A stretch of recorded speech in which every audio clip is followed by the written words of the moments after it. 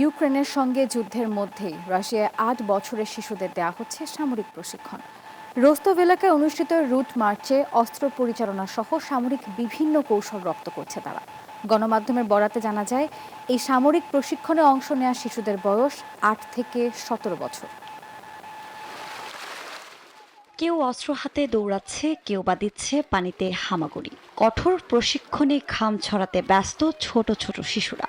দেশ রক্ষার জন্য কঠোর পরিশ্রমেও চোখে মুখে নেই ক্লান্তির ছাপ। কারো হাতে খেলনা বন্দুক, কেউ বা সত্যিকারের রাইফেল হাতে শত্রু মোকাবেলার কৌশল রপ্ত করছে।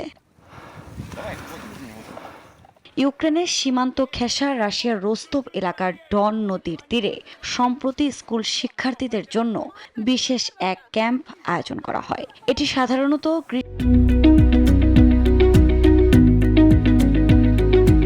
গ্রীষ্মকালীন শিবির নয়, বরং সামরিক ধাঁচের প্রশিক্ষণ শিবির। সেনাবাহিনীর ইউনিফর্ম পরা, আবার সাধারণ পোশাকে প্রশিক্ষণ নিতে দেখা যায় এসব শিক্ষার্থীদের।